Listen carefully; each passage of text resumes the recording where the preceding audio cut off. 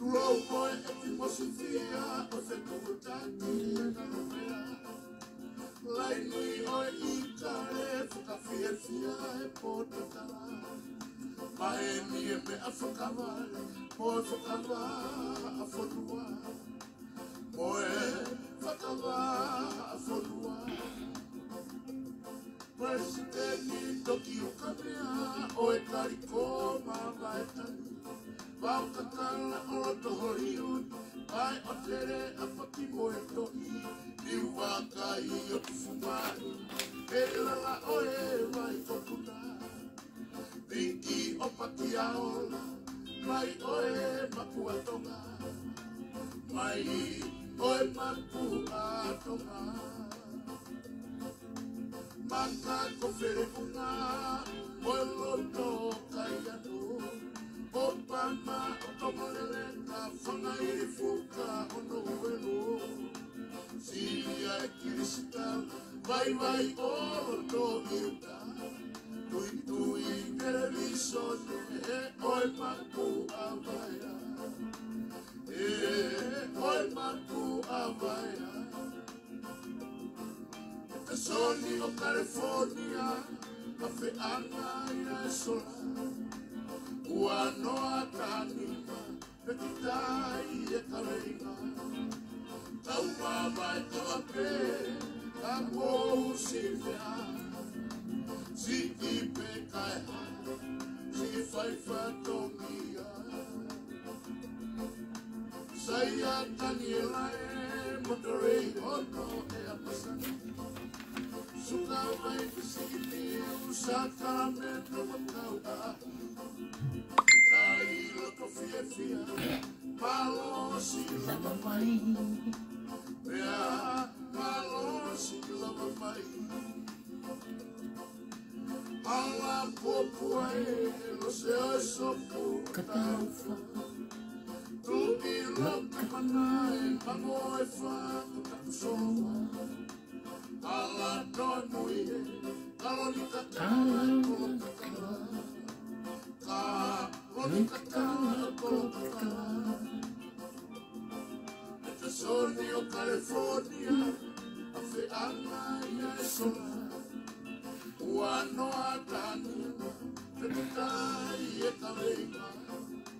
Tau mawai tawa pe, ka mou si vea, si ki pe kai ha, si fai fatongia. E te soni o California, a whenanga e sola, ua noa tanima, te kitai e kareina. Tau mawai tawa pe, ka mou si vea, si ki pe kai ha, si fai fatongia. Si ki pe kai ha, si fai fatongia.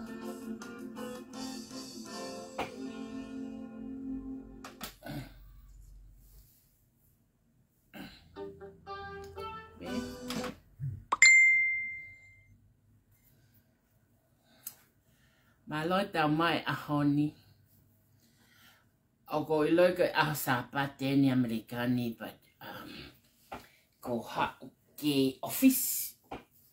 Fai ave foi toko nake e kakai me ngai kondeina. Pea kou whakakau kau hake ai ke u fai video.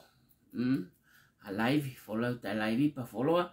Ai tai fai ai special hot dog. Ka neongo ia ko loto ke hanga o take this moment ke u whamatala tu puke. Ko hinga he kui kai ke u fie kei tohi ai pe he whehu i koe kakai. Ko puke, na puke he wike ono. 6 weeks. Laki wike koe tolu, I was just pretending o kukai ke puke and whaibe maungau. Wike koe ono wha, kai lewe ke uke i hanga o lava, ai puke. Pako au talpe tupu aku ia i he kuke sisi, mahalo ko tau valuan, tau hiva. I use ke puke pneumonia. Nai taimi na puke au ke sisi, nai kiri pe moe hui, nai kai ke toi loe te mui. So I was koku hui o kuia, it was like this. My mom used to took me ke ocean, ke alo kau tahi, ke lava split te hui and things like that. And since then, enough for pneumonia hange hakum. Hange hakum. Ha. Hange haku matauhi. So, o si be ngai ta puke, o si be ngai ta puke. So, o fai mai pēo mai ki taimi, But tau mai COVID i e taimi, e ko COVID and pneumonia are very close, ko ongo close mahaki ta tau naua, whika o aki mo respiratory system. But I'm very glad now alo teki e ku nursing courses, o lava peki hanga e au, o talk to my body, and whaka ata o lava ke hanga o tell a mea kou talamai sinokau. So, kai koe whef to brelu koe, poko eni, to brelu lot koe. Na heo tere pako, narangu kau ngawe, na tau whetong, hono te ke au ne au kai ke utoi lava. Kai ke utoi lava pau kole ang leva, ke aweo ki api. So, no ale ki api, Ako kwa watu koe kia kou talanoa koe ni e koe uhinga na e whai e loi, na e whi pa, na e ave ko hao fufu i o ave au ki whea, things like that. Which is, o kou i loi le leipe e au ia how weak people are, he ko hataha o kune wheinga ke ne hanga hurt a people to make them known or to make them have a power, ko a weak person ia. But ko understand clearly e au kakai pe, So na kole anga leva ke ave au ki api. Koe fua taimia ni na aku ilo iai, na pa o si mea lele. Ae kong mea lele aku na whakatau fo open mea lele, I he wafe taha walu, koe wafe taha iwa. So brand new e kuveni. Ko kuveni u teke au ia no mano neonga ne lele whakawaha steiti, ka he koe veni fo o aku. Mako ave au ki api o ku ngatata, But mahalo toki sio ia e whewhine koe na maalu, how strong I am. I never let the veni ke nangari ake ai freeway. Na aku hanga peo whakalele pe veni, when the week pe veni ya whakahala, whamuia pe mo ui alu. Ma alu me Stockton of almost me maile te au alu ki api. Ma au ki api. Ta mai whewhine na maoa. We, lila ko mate hei rifia si ko hau. But I know I will never give up until o koe ke toi aha solution here. That's me. Kwawe he politiki, kwawe he ako, kwawe he ngawe, kwawe he fuhu, kwawe he ke. We can't give up until there is no solution. That's my life. Kumoui aku ya. Ki tahine mi whakakai, hau ki pangai no for middle school, hau ki tonga ako high school, alo mari tonga, hau ke whanua, great nation in the world ko Amerikani, ai be au toko tahape. Ko uhinga ia koe ke rea maha tahe whanua ko nika te au, e ne kai ke tokoni hata ka au ke ai, mea ka hatoa koe migrate ka hatoa mai ko hau ke ni. I did it myself. Kai ma alo tau ki api pa ko wad ko ia, ko tango koa, ko puke, He maria koa, that's the pneumonia again, but too bad, he confused he kauto ke ta api a mo COVID. And I said, yeah, I know that.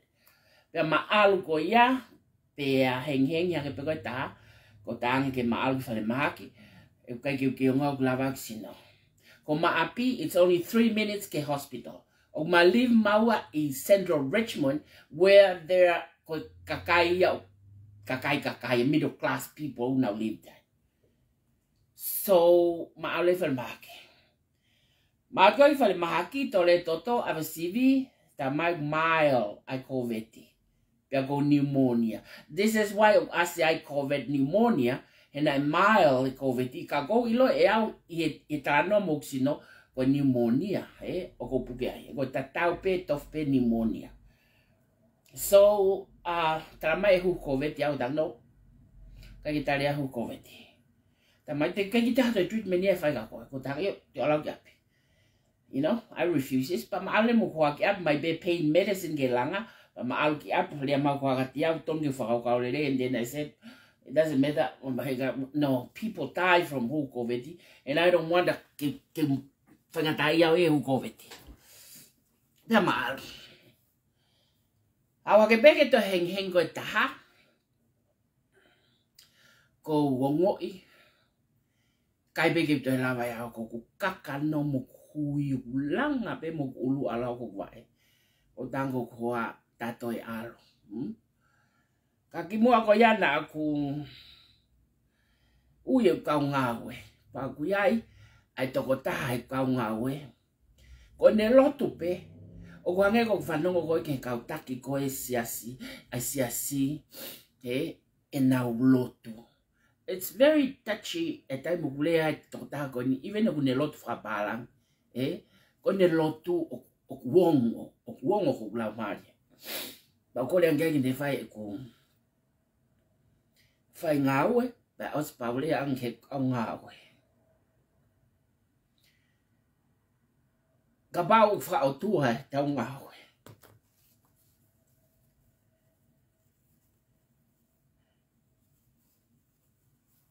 Te mo ui bea.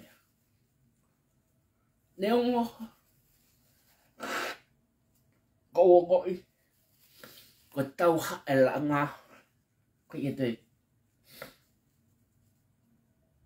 Ta tau Mohamed. E ko tala no ko ni he na ngahi viti oho. Na whaka aluma he whai ngāwe. Ke whaka aluma ake mea lerei. Ke whaka aluma ake ngangi ko lau e kaupalangi. Never mocked at anybody. Fall down, get ground if you never give a hand to lift them up. Ka wilonga whake ngā taanga ngai atamai. Moi wiki. O pehe ko ako na honga hurt someone, it make him have power. Ko kakaya wita. Pero se fai ngawe to tako ni ba mau. Pero alo pau algapi. Beau. Henge ko no wa ko tango ko ke maalu, kaya ke lava elang. Maalu ko ya. And then ayongo area, it's more like a pressure ha air. Oku kamata ke pende alu very slowly and the totolo hake. Aya ko taimi ko totolo hake ai ko ngoi awe namu feito ke ko ya. Ne alu hake. O lava le read te mea ko ni. Ana ulongo pe. Malot ko ya I Richmond he taimi ko to pe ai. Fafu mila itu ako phone no pito I ala ia. Mo mohenga. Tala mai e te no foi tu ai ka whakasio haloki. So na whai lewe whetu taki takai holo. And I was just about to airlift ke au me Albany ke aveo ki Monterey because he ko tala noa ko ni, he ko insure ko aku o tatawe mahalo mo insure ko pesteni. O ku tweet au he toke tatu the highest they can possibly do. Ayan kaya mo he ngai pia ma umale me kaisa I Monterey I county ko ya I Falemahaki and I was just about to paramedic transfer out pia me Richmond ki Albany ke fire station ko I Albany I go ya foi landed ko helicopter ya ko hala Richmond and then ke airlifted out ke aviao ki county ko Monterey he mau me loki. Taimi ako ni o ke refuses pe au ia ke fai to ko veti au. Ne kai ko la hupa ko ke tu iau ki ai mo. Me ka to ko ia. Ta ko ke fai ko fetari faki ko ia o ku pao to ke tata la mai ko o tala mai me o kalani ku mate ko veti ta ata loki. Ba ko taimi ako na fe ma le vau ke aviki o kalani. Ko ko tala no atu ko ni ke mo ilo e me amo oni. Ko uhinga ke o te whahaloi. La he tohi maka te loi. Hange ko loi ko nei whai soreki. Hange ko loi ko ngā popula. Hange ko loi ke he. He kua ko ne loi aki tō tāpe awa tāko ta whoke o mei ai. E kei whonu pe a tonga nāuia. E kei whonu pe vitio a malama. E kei whonu pe tā keke. Ne ongo ko I lo e loi. E kei whonu pe ia. And I wonder why. Why o ku lata kakai toko lahi ki ha mea ku loi. And I understand now. Sai. Bea ko hono mahino mai ko me o kalani o guai ko e loki ko kua vai. Bea tali lewa ki he paramediki and I was transfer I he paramediki o avea ki o kalani. Ko kua o ki o kalani ko ia ko oxygen a ko stropu ia fitua. Ko normal ai oxygen ke hiva ano ke hiva valo. E mo fuang ya he oxygen ko stropo I vawa. Ai o mahino ka te au, ai mea ko alu hake koe ki olunga, that's ko mate. So, but I never give up he ko natula akuya. I never ever give up. So, how go kau toke tā o ai koe hok treatment ni, tala maleka teau na nau toko tolu, o ku mal COVID, pia mo pneumonia. Pa koe COVID, koe siemu koe COVID o koe virus. It's very tiny. Pa koe siemu lewa koe pneumonia, koe bacteria, o ku ki ilahi a ke ia. He ke lava ke treat whaataha o ngofo I me aia. At the same time, he kua tō lalok sino. And that's one thing he puke na kai peke u ke mole gua. Wao ke tai mini. O kai peke mole gua ke munanamu. O nanamu peawe ka kau koveti ke na whamatala. O kuki na tō nanamu na toka hamea mo nau pete nau toi whekai. Ai ne kai ke pehe au. Ne kai ke pehe au. Pea koe ongo I ko toko ko taime wave aluhake koe ai hange koe ham. Vapor pe ko ha mao ene namu koksino. So na tu so na tau I lewa oxygen e time ko ia. Pe ko ne tau I ko oxygen ko time ko ia ko ngo I hange ko soki ai mai no fo ko alu fo ai physical oxygen ia kehe me oxygen ko circulate ko o toto. So Pea ku toko ya ko ngoi COVID toko ka te pau ko tu ko lunga ko mamani vilo pehe bea. We te saka me vilo pehe bea mamani. And then go how ko ya and kai ke to fie ma e au ia ke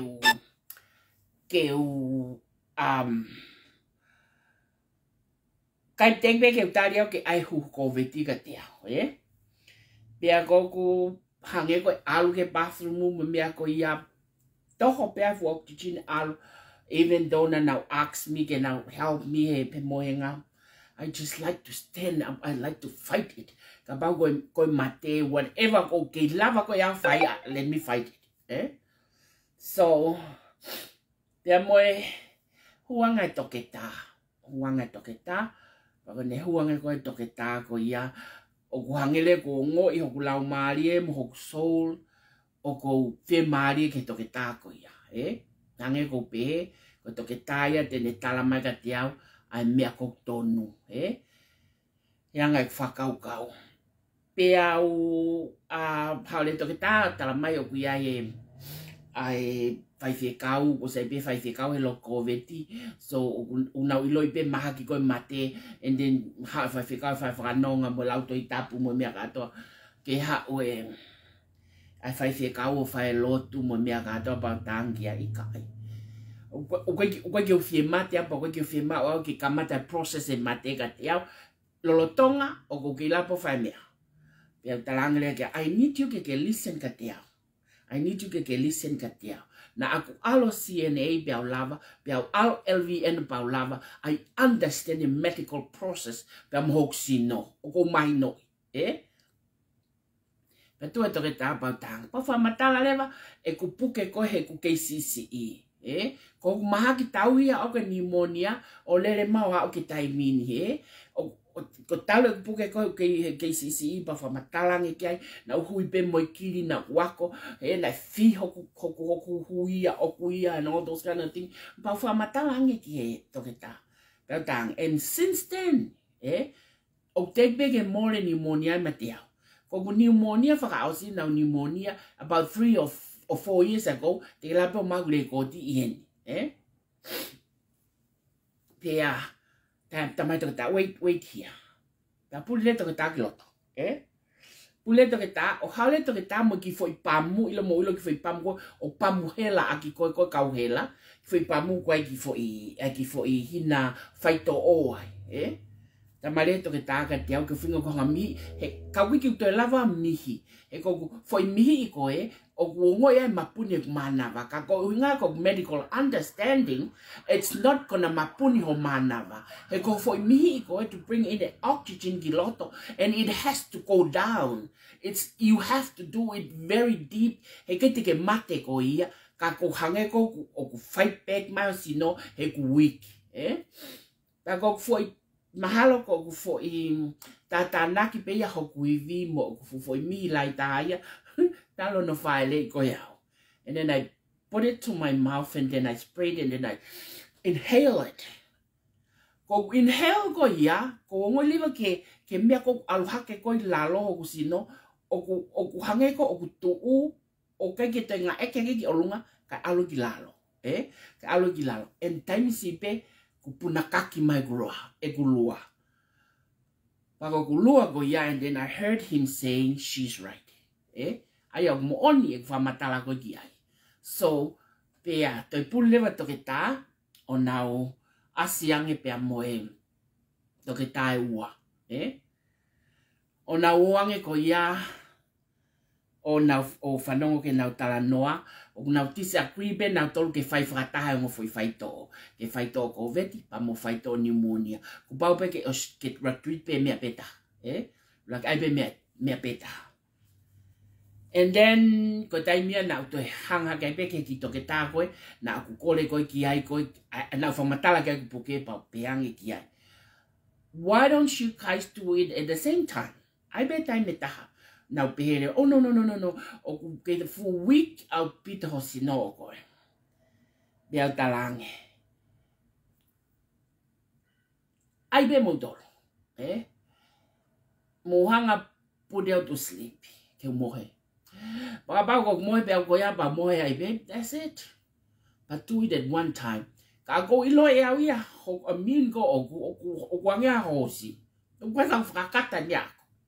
E te nga we be a ho pouri ba a kolose pe ke pa ki mohe be ho wa. It's very active ho ammonia o kuia. E time ko nga we. And then I told them, put me to sleep. Be ai frata pe. Pe ka pa go mohe pe ko pa mohe be. That's it. Kon o si ya ko te me te fata. But now whoever, but now who mai. But now who mai because tamai io then now put out to sleep. So na tau ile fa vai siliva, tau ile fa vai siliva ni makoe pa ko kete o ke taka uri ai mai no ko hu ko veti nai hu o kete, Now mai leva o fai ai ki foi nam ko ka mohe and then o stau e foi vai siliva o fa lele leva.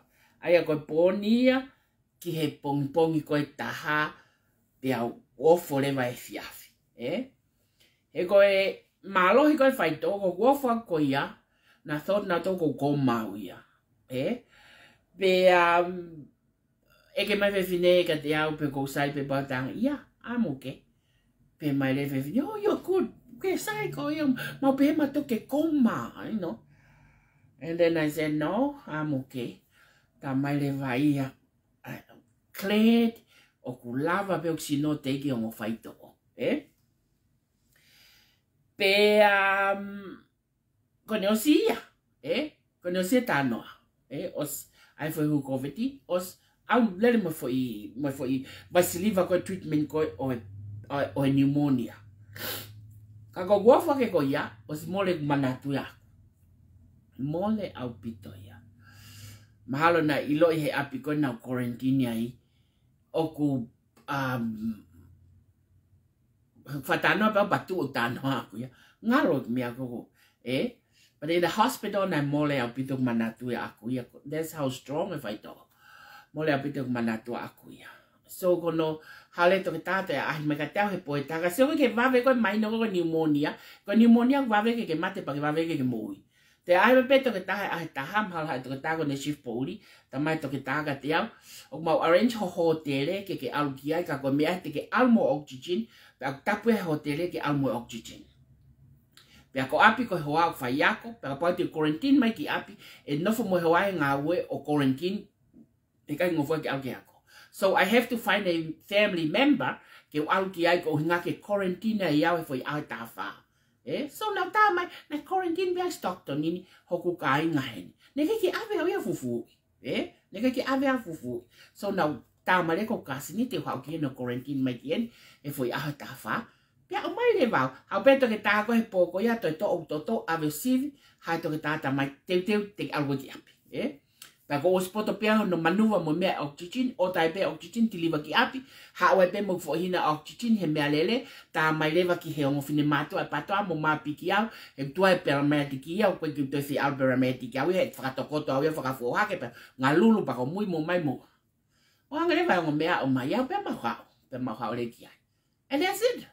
That's all of the truth and the story. Ko hono uhinga ia na aku kole ai ke whakamau, whakafono ai, ngai pepa whakawhamau anga kotoa pe, ke uhanga, ke toloi e mahopo koe mo Israel whare tuinga papai, ko uhinga ke usai e puke. Pa koe ni ko usai. Te tahopo lewa ki taua, he ahona e toloi koe ki ai. Ka koe whai tala noa e puke, mo ngahi loi ke he ko mo whai ko e. Whai tala noa mo oni ke fai ako mo tanoa pe mo fe mau aki loi ko na ko fai ai ko fai ko e kau live mo mia ka to ko foi tanoa mo ni so tangatai ai foi tanoa mo ni ko tui o mo iloi ka ta mo ni kata ho wat ke funky me ape ko ni ko loto ke uri aki ai leva ki mo pato o se video ko fe tanoa ko ni ke siana ko ni ko fe au we to ko lai ka whawhungau nau tohi mga te au te lila. Whenga ke whakataha a timi mo patoa. Ko koe pē taha te ke lawa whaia. O koe kiu tui au ko au pē taha te lawa whaia. Ka kou tui te whai pē hulelei taha. Pea ka whakataha, malo. Pa ka pau ke whakataha, malo. Sai pē ia. Whawhawha pē ka te au. E kei lele pē ngau e kropolo he kai ke tau whiha taha. Sai.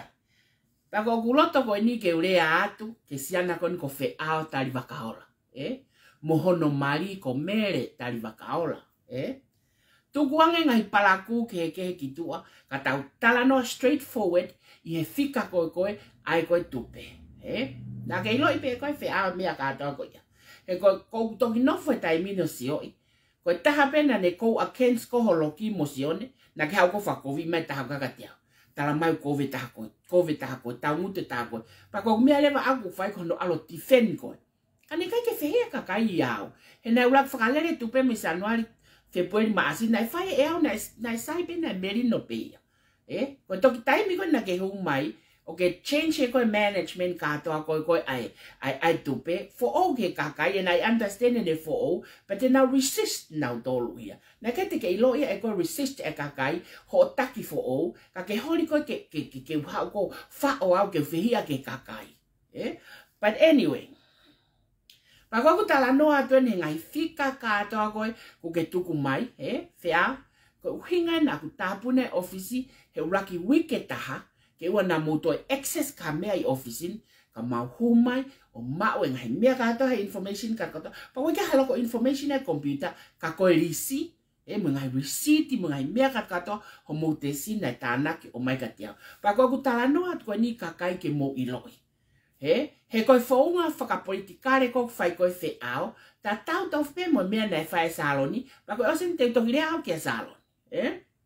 Koe o tokua, ke o holoki, o tala, na ia e kovi, na kakati lila, na kaihaati lila, na ia, koe whai tau muau tahape, ke tamate e kropolo, ke ua na auto exist, pa ke ai haku leadership, kau fail. Fail? Ko eku successful, it's not dependent me kakai neongo o mutala, ko mea e kakai. No. Ko eku successful a aku nakisio ke fight ke moui, it's only me, even the doctor standing right over there. Now explain, and mea katoko wilo. Pea ko eku successful, it's all from me.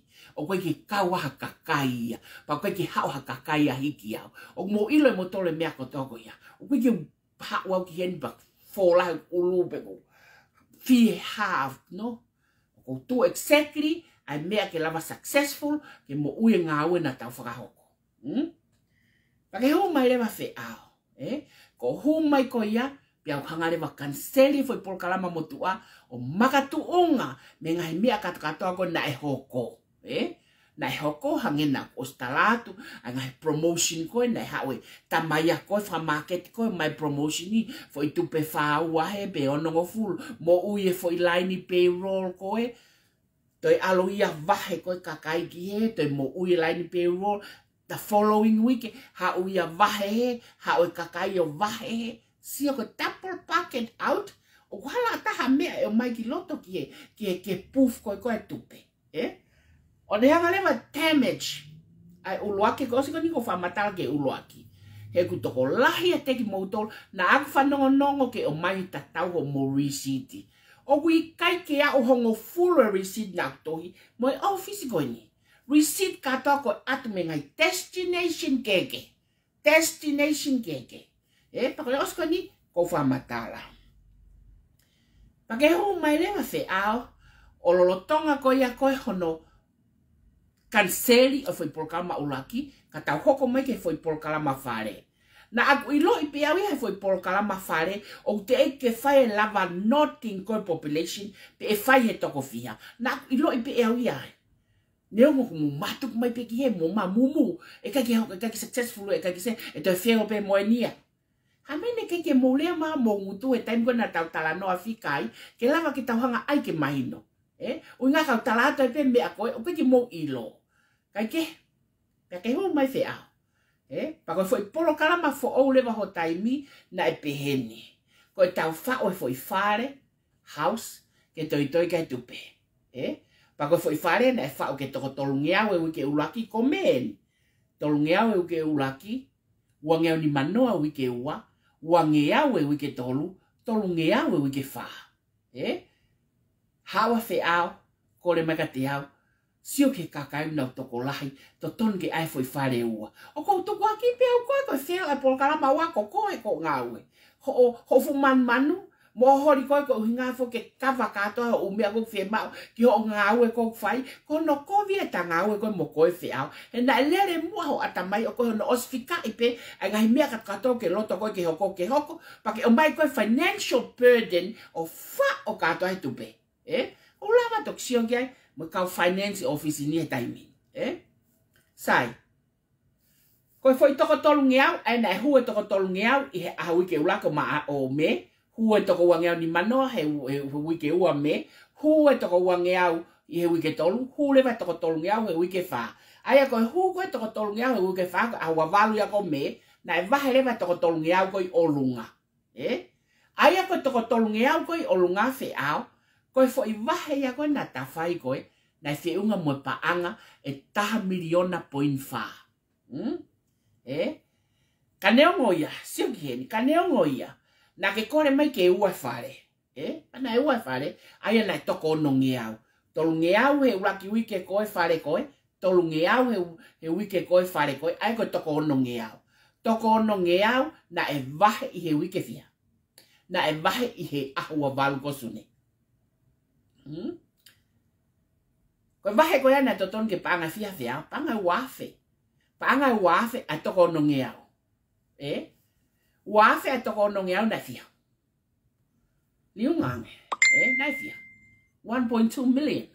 Hau ke pehe fo koe fea ko hau mo fulisi matolu, o koe ke uila hamea ki ai pe kosio sio noa pe au ia. No. I have a for structure o e fikao ko uto. I have a for structure o e fikao ko uto. So pe ke manipulate koe pe ngai fika ia o kosio ki ai and it satisfy me. Like o kosio ke toko lahi for population ni, like o kosio ki for amount ko release ki tua, like o kosio ko have for cross income ko o na lava mau ki e tana ki paanga mo revenue ko na o mai, like o kosio ko ha mea ko ke whakakato ke whake vai kakai. Pa koe foi vahe ko na ha fea. Ne mo lava mo sione o tānaki ha 1.4 millions? No. He koe taimi a ko whakamatala koe o pehe ko koe seifi a potani e la iyo. He koe whakakaukau koe ni na wha pehe i a whetu ke hao ke silini. Pa nai seifi e ua i wharen koe ke ilo koe. Ke ilo pe seifi, mo ilo pe katoa seifi ko o ai koe hokloki. The other one koe ke ilo hatae mutor. Mo ilo mea koe he a potani e la. He koe ngai na talat ka koe whia, ka taritari ke hao a teri mo silini. He wia seifi ai. Pea koe whakakakato lewa fo i wahe ko ia whea he ahua walo me. Koe whakakakato ia me silini a aku me ma asi mo Februari mo Januari na e toe mai me iai. Koe ui ngai hono tari ke o mai koe me seifi a teri he nai awe tuki ai. He koe ke whea mao ke tuku tawhataha pea wheitu. He wika ke tau own building I, kong tau rent pe building ko. Ini ngok tau renting tau pule katoa ke mea katoa. Ka ke sio coffee ka. 1 point ko fia na ringa ke ono ngeau fea, tolu ngeau e whare ulaki, tolu ngeau e whare ua. Ko fia. I kai ko na wahe na tola wafe. Ko ia? Wafe ai ono ngeau o fia. Wafe ai ono ngeau 1.4, pe 1.2. 1.2 millions. Kana 1.4 meife. Ko hai na to whakahu I he payroll ko ia. Because I need to know if I get. Pa ko si ilo e au whea taimi. O si ilo e. Kai whake ke ilo e koe. He ko hunga koe ha. He koe foi I kua sini koe algebra. Ko au na grade mo koa. O koe ko koe na ke grade. And we also create a solution and a math ke malava tala ke kaya mo kaka. Sia, wafe ai toko no ngiau na fe unga mo paanga e 1.2 millions. Ko ti ko vahe ko aha ko ya na ki tala mai ka tiau o fe unga mo 1.4 millions. So ko 1.4 millions ko ya ko fai ke ko wakilu na e ife ko hai na e vahe he wakilu ko ya. Bena ya ki fe wakilu ko ya. Sai. Vahe pe no ko ko afia ya. A ngo fulo sune fia. Vahe ko ya na kita mai fia. Na kita mai ka tiang familiona. Ko vahe ko to ko no ngeau. Te na uhiki ha ke fo ke vahe to ko no ngeau o faafe I wike ko ia. Faafe riunga aki ai paang ai ono ngeau fia. 2.4. 2.4 millions. Pe hako hakerepo ko ka hufo o ko wangea ni mano. Wangea ni mano ai, wangea ni mano ai ni mangeau ya. Ni mangeau li nga ke wafe ko first pay ko via ko wafe. Ma wa via 1 million. 1 million tanak mo 2.80 o via 3.8. But where is sio ke ngai manuva ko ke fai kilu e via. Kilu e ua. Kilo e ua kisapia goe. So, o ko osilo e math, why the number increase? Osilo e au. E goe algebra mo equation ni go create ya e au mo koa. Which is yung teke wako ya kata ya teke mo tol kato. Ai algebra mo equation goe hono calculate math ko ni. No, teke wako ya kata ya mo tol. Ko foi distribution ni beia, pa mo silini kata ko mau mo silini kata ko mai, mo vahe kata a hai mo policy ki vahe mo mea kata ko ya mo iloi. Ka ke sio ke ko vahe fea. Pea. Na atu ko sin mea te au, he ko silini pe na mo o mai ko ka te au. Na e atu ke tek mo tol. Sin pe ko na mo o mai ko ka te au pe in mai, ko sin pe na at ke fai ke vahe. Ke te hau le va ko fea hori mai tala mai. Ko ke a vaheia. Ka ke thinking ko ho uto. Ki ke vivili mai ki silini fe. Na ke motana ke silini be. Ko vivili mai ke silini fe ia. Ke ate sin fe ia. Vahare va ko he wike ko taha. Ko vaheia ko na ke tala mai ka te familiona. But it should be 3.8. Penaiha. Vahe. Konga. Peha.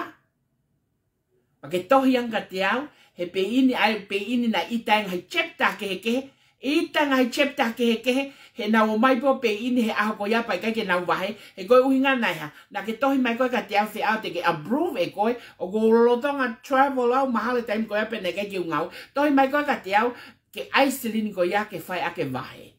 And then I said yes. Ai ko sin ko ya mo tol ka to na mo pe ini a ko na fai vai ko a ko ya na na tu pe he na fai vai aki na ke mai sin ya ko ka dia. So I don't know how much is sin ko ya.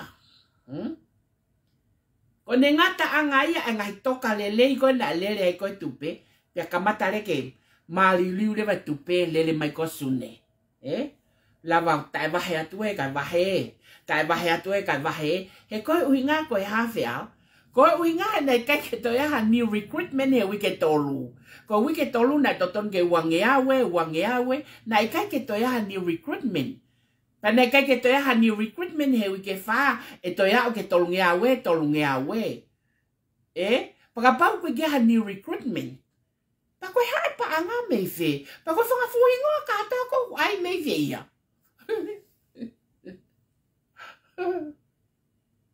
So it's so funny. Pa ko whaapehe koe fe au ko koe na ki ai mo ke ha mo ke ha. You only know a little bit. Nega te kei loi kātou koe e whaunga ngā ue. Pa koe ke whu poto pehe koe fe au. But you are a manipulator. O ku ke lava manipulate. Ko mea whai koe ke uto ko ho mari. You manipulate ho mari. Ke whaka o wha ia te koe. Ke ne tauhi pe koe o ke motua na whai ka ke mate. Pa koe mea katoa pe o. Ha mai ngai talanua na ke te tāna kita. Back long time ago. So you have some kind of vibes in you. O ke hoko koe manipulator. Taimi ko ke tānoa. Ko taimi ko wha eka tai ka koe ngai mea o ke wha rea ki uloi. Pa ko tāri ko ka te au. Tu e beia. Saluia. Stoa tuia ko mea koe. O koe ke tatatau tau ai ke uloi. O ko whi ahe mea koe loi. Whi au pito au e loi.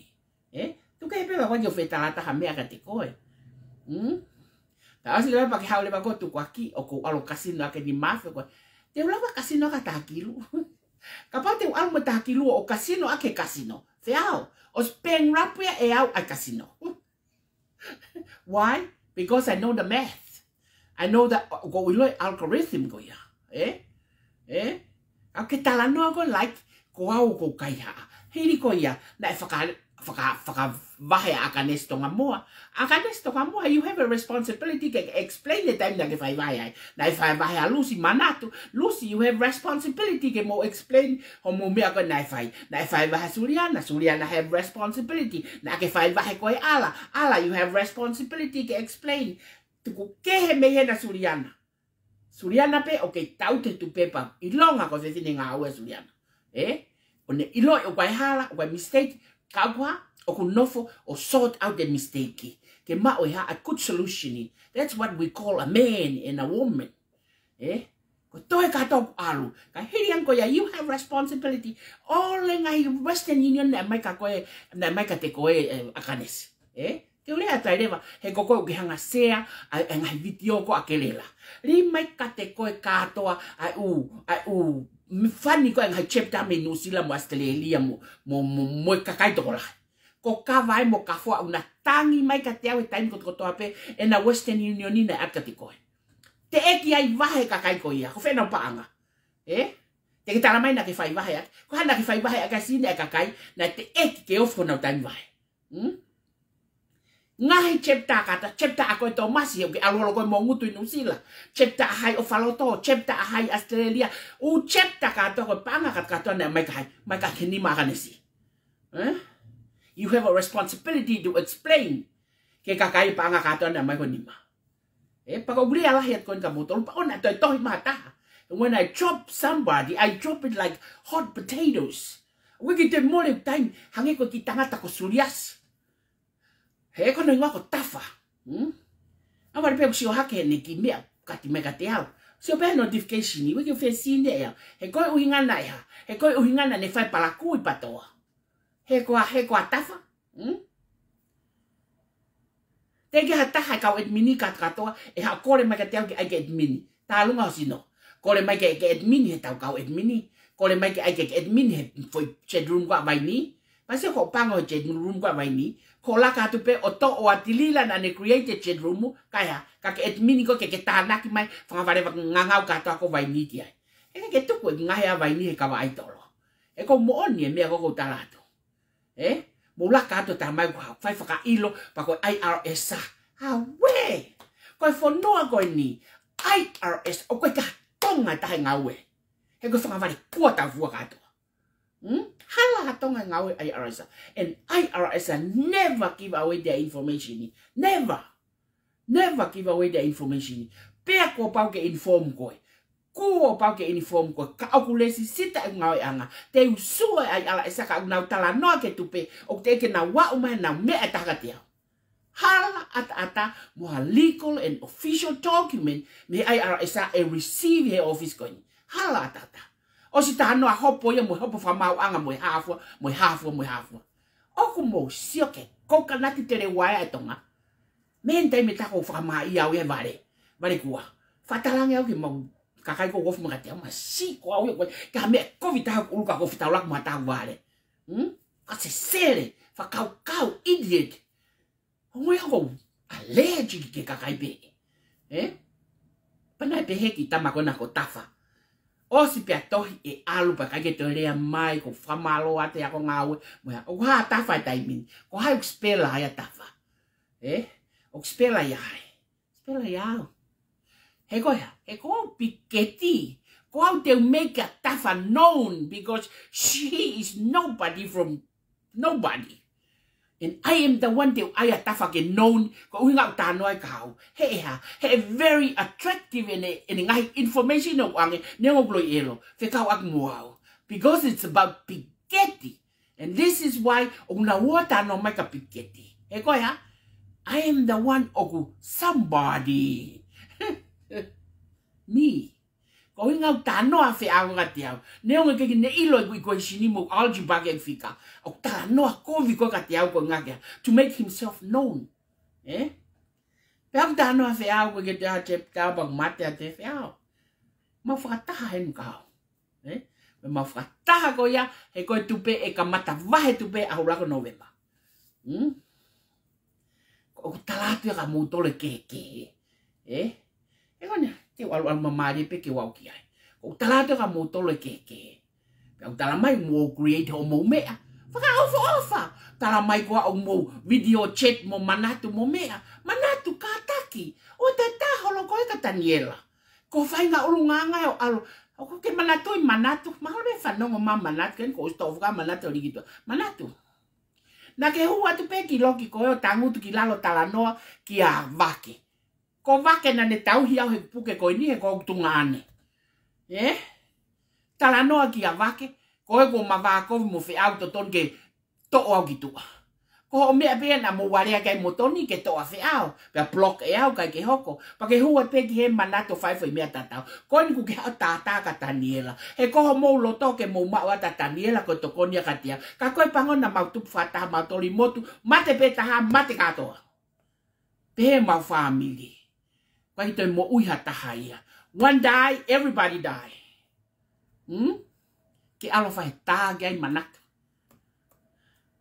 Te ke fa matala me ho Mario fai ke sina vai ni. Te ke fa matala ho mutupe mo mo wa la mano. Te ke fa matala foi me goia. Ka ea ke foi poini goia. Te fa matala ke fale kolo ko nei vai ni. Ai o ma ave o no afe pe ni ma afe ko. Ai gropolo o ho aki. Pa ko tai mini ko Ramsey e fale kolo ko ya. U ka ke to ha ka ke to society ya. Na mo fa tanga ta ko bloke mo matu fitu be fe silini ko ai tana ki ko silini ko society o preto o maria silini ko ya o me ofia o mano na ya mo silini ai ke mo maala ke sina go bolo no sina vini ko ni mo se tana panga ko ya lusina ki to tana panga pe ko lai e dai ko na mo fare ko la fe vini ko ni na taki tana panga ko to pe Tonya. Fefine ko ni. E wange ko lawa a faroto. Ka kwa hata ni mama ai hau ki atirila. E ta elata ia. O ko fe ma pe tirila ka ni mauri ki hau ki heni. Ala poto toi manioke. E ko fe a. Ako mamatua tu pe ko mo mere. Instead tala no pe a fe a mo mere. Tala no pe o poto he politiki mo to ulo. Tala no pe ai. O ke se o fakaria ni ta fe a. Na aku tuku at ka te koi ai a tol noa ke hau o to na ki ka to me. Beha. Ke ha fe a to ni to na ki. O si lau mo to turi. To ka to na ki mo me ka to nei e mahalo ko tangai pita pe na to no pe ha mo tangai ka pe na fia mo ka va hen ke ka o si a to no officially on close out on na ke tu weni ka ko ya o si ma e foi fika ka ho uto he ko ha fia na e to tong he pro ne tangai manio ke ngenga ki va va pa ko os fitu taki ke manio ke ko va va io na es complete ka to e mau tangai to ngeau tangai tolngiau e ko bolona ne to tongi vavao. O ku fe tangai tolngiau go ia. Fa o e mere mo fea.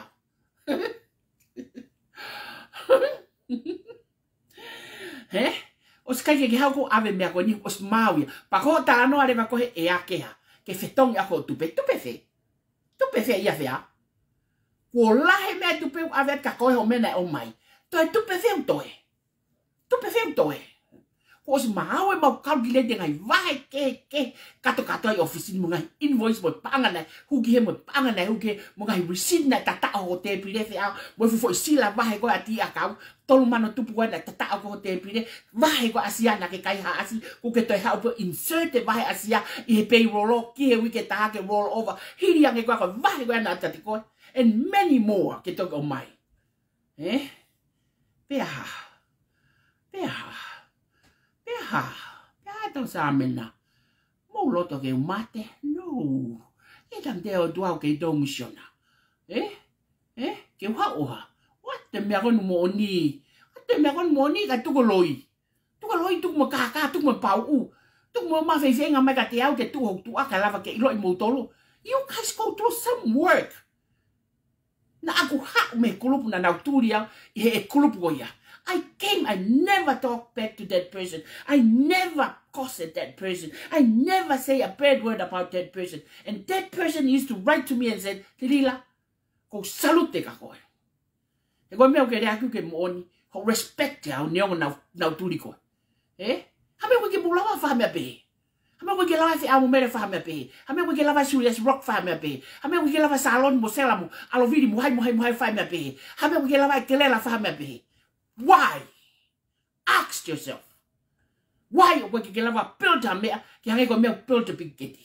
Pe mo tala ko ngawe kakai. Ko ngawe kakai ka ko pau ke ai idea mo plan ngawe ke o mai ngawe fa o ke ai implement. O ke mai ngawe fa o ka foi new elo he elo ai. Mo mea kakai fa o ka foi new elo he elo ai. O mau fa ka fa o ke idea o ku healthy.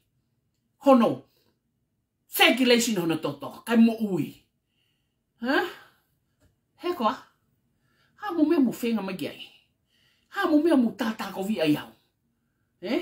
Mo tata ko vi au to tong mo ua. Au o e ta whare ko ni mo ua ova ta mano he mai na o kei tau tu pia tiri lai. Ka mo pehe e kei ke lava totong, kei ke lava totong, kei ke lava totong.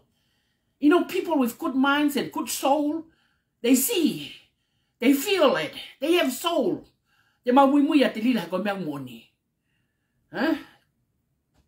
Ka koe ha, ho mo mea, o mo atu ho tua. Why climbing on my back? Why?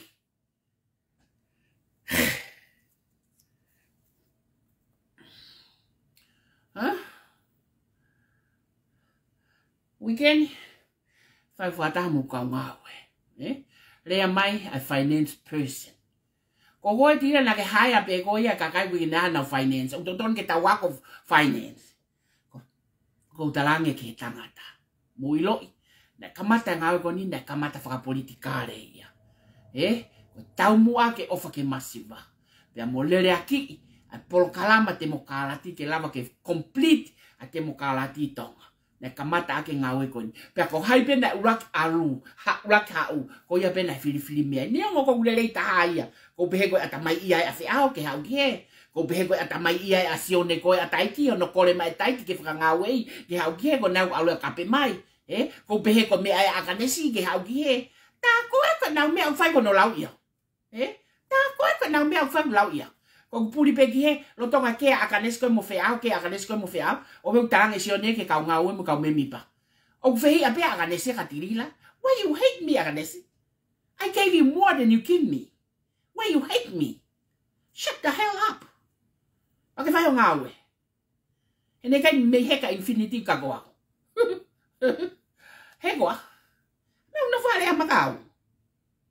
Why? Because computer ko henina whakatao ke presidential account. It need to open a password or I will call a computer science ke hao. Heki o tofo I password.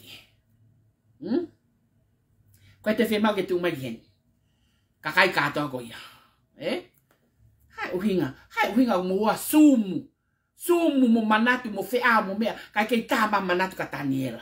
Tāma manatu ka Daniela. Talanga Daniela. Wheao. Ko mea kou ke uie. Ngahi la kanga mo ko akanesi mo haifua koe ke nau ilo nau tolo. Tā koe ke nau ilo nau tolo. Kake hau koe wheao whakalau mai koe komiti. Talanga manatu ka Daniela koe ke ne ilo ia. Koe ke ilo ia e ia ia mea kou ke ai wheao. Ai fai ho mutu loi ke au ki fefea. Loi tai kalasi. O si kau tala mai mo sumu e apa kanesi. Ke ilo pau loi a mo tonu e mo pahia loi mo felo ya kipe. Ta mai ko hua tu e fai sumu ya sumu mo fata meeting. Pe ko e Lucy. Ha foki mai mano a grobolo. O ke tangi mui ki ai. Ke wai ka silini to o pe o pate silini ko a koe. Hame wai ke to o pe silini ai kakai mui ya koe. Foki mai silini ai kakai wai ke alu ya koe. O ka wai fini koe ni. Ka koa. Ke tala ko ha tupe. Ke to ya ha tupe hen was calculator mo wahe kato wa ko ke ha ke me na mo o mai. To tupe fe ya mo tupe fare fe ya. Hell no. Ya da no fa mawangai. Ha? Kami ay mo loto ke ay. Ka ngai hopo, tu ke fa matala tu en, ko foi hopo en neua. Ko hopo ko en aku na ton ke rak fai, pempo isileri fare tu nga papai. Ko wau o ko faka ilo a isleri fare tu nga papai. O ku ikai ko isleri fare tu nga papai o ku ne faka ilo au. Ko wau. He koe ha. He koe uingana ne trespass a pinta ma ngofua. O ne ha video e mau ha, o video e mau por kalama na fai e poko ya o ha, o post e Facebook o ha, humiliate ki mau tol. Sai papulu ai ki mau tol. O si ko ya ha, pa ke te wak ai ke hau tamate ia, pa ke te wak ai ke hau tau, o hau to ua. Fai le restraining o ta uluaki, kai ke tokanga ko ki ai, kai ha, ka ke te hau to ua. Pa ko uhinga ko ha, ko uhinga ke alu, o fa matalangi ko kau mui, e kai tau fa tau hau geni, ko hau to ua aki. Pa ko hau to tolu aia, alu koe ke hopo ko a fotuika. Pa ke oho vale ho peka hea. Hono enforce lawe a ko ya oha, o serve ai pe koe ke a hopo. Koe hopo koe ha, ko violate aia, a restraining ota. Na ke vai, o ke violate restraining ota. Pa koe hopo kono anga ua aia, ai hau koe o faitai e maungai mea katoa o aloha. Po se Facebook, apa wa asma amata video koe. Koe mea i fai a hopo. O koe ke whai hopo ha tupe. O koe ke whai hopo ha tupe koe ai ha mea ha kakai. Loi lahi. Hange tof pe ko plimlose. Nai ha plimlose. E ke whakamau ho lau ka vika. Talange koe nai ha. O koe CEO pa mo vika na nakai miliona. Pea ha. Talange vika ke whakamau ka pau nai ha. Ka pau nai ha miliona ko ostotong e best lawyer in America ke represent ia. E kai ko ilai whakamau ho nati. Ko homo opo lau ka vika. Alu ko tala noa mai ka te au he hopo. Hoi. Lea ko hao hele mana. Alu ko tala noa mai ka te au he hopo. O suka patu koe ku ke tala house arrest a vika. House arrest moao. Te he te wanga whakailo koe. O ne ospia is len fare tunga papai ko wat ka koe. Pako ai ke ilo ke vale. Pakai lo loya ko Snowy, ai ko ai fini motu ako na mari, ko loya ko Snowy, na ke lava vika haya, te haya. Ke haya fe fini explain to the judge, ai fe fini ko plimlos. Pakai tokanga. Was ma vika ha ngai lawo lo kai, ka ku ke hanga liri no ingwa ko se ini, ko ape ko hai, ka ko foi episode ko ke fa matala, o ke fa matala. Ne ka gata te moto opo ka ko vika. O ke be u tamu e fa mau anga, ke na kumi pe na ai ha hopo mo hata ko se ini. We vale kuane tai ke. Se ko mo mi ko fai. Ko mo mi fai o lawe ka palangi, ko ai fa ka palangi bo. Ata mai ho aga tia. Ke ilo e kakai ko na fenga ko fenga ko ke na hanga hurt someone. Ko nga to have power. Ko kakai a weak ta mamani ko ni. Pa ko sa ko mo me ko mo isler fali tunga papai ko fai ai loi. Ai te mai ko loi. Assim ko sa te fe power. Pe ko ha olang mai ke tupe. Ko na ku alo kape ho mo chat room ka kalina ko hai ko Nicolina, na ko mo me fai ko lau ia ko ve banga. Wa ta ne make money o ko ve banga. Ho mo alu pe mo le tanga ta halo mo fe ma tanga ta mo le ta kayo mana ko che ta pu ko Nicolina mo me. Ela che ta ko ha pai. Pakakau ka na mo chita if amatala chita pa ngai mia ka tope. Ka ko ida chita pa ke fanong ke mia ko tala tu ke al ki e wa fili e wa lava. Kana e fanong ka te e lava ka kita lava fa dia.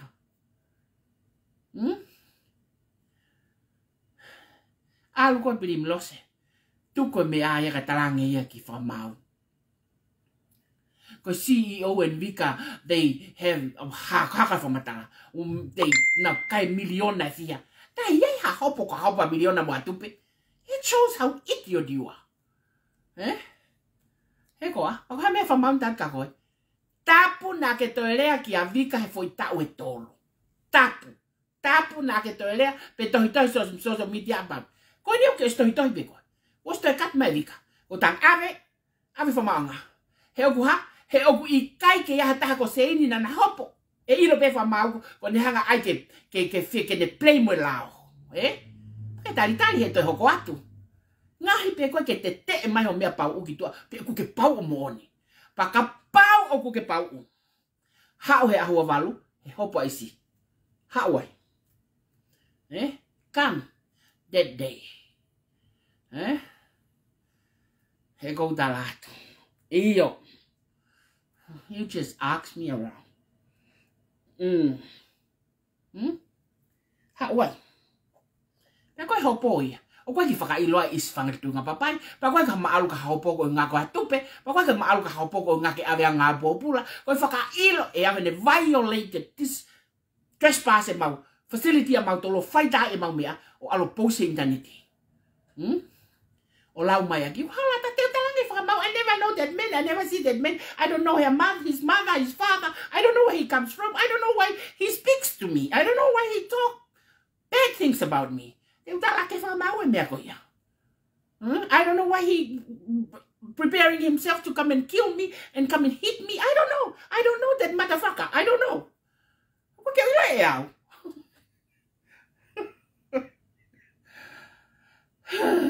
But why? Because there are some people who like to hurt people to get a little power. And I am the Piketty, and because Piketty have some kind of power, not a big one, but makes them to stand on my back. They can't build a platform for themselves because they are so valekua tafua. Yeah, that's who they are.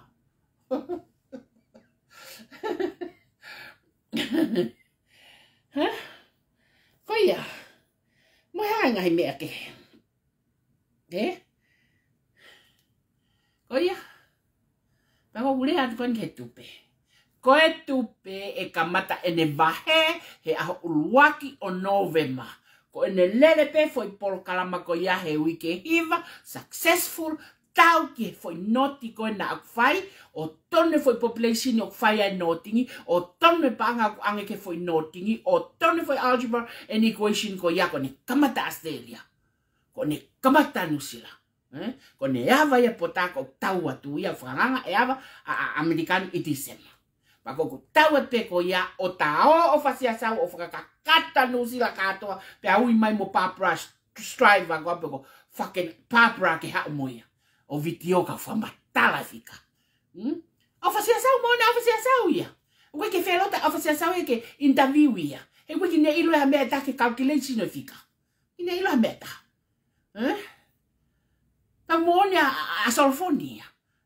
Moni molesieria. They are waiting get there. Pa niongo koe kau taki hana nusila mo kau chepta. O ai ko ulu chepta ai ko bolo mo ya. Pa utala mai koe ke make sense koe. Ai pihatia koe ke tatari. E tari he o kuhala i koe sinimo algebra. O kuhoko koe whakatamaki pe ma tupulaki expenses o alge atapa ke te mo totongi ka totongi e tirila mo kakai ngau e malo ke totongi. Pa mo ha o tala mai ki ato mo panga. Pa mo ka ofasia sau ke ai ke demand. Roto ngai hopo ta aluia mo ne wheelchair. Ke whakamau anga pa ko gurea ka ofa tautu. Ma. E ko whakamau anga palanisi. Palanisi. O koe koe more ho sirini o koe isio. No. He koe more ho sirini e totongi.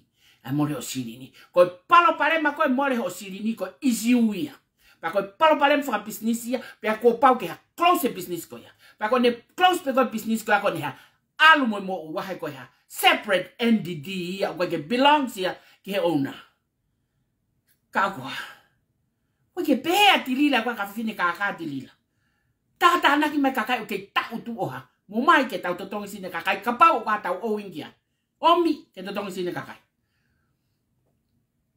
o mahina ake mo ilo ia ke tuko loi ta ofi ai loi mo fa pico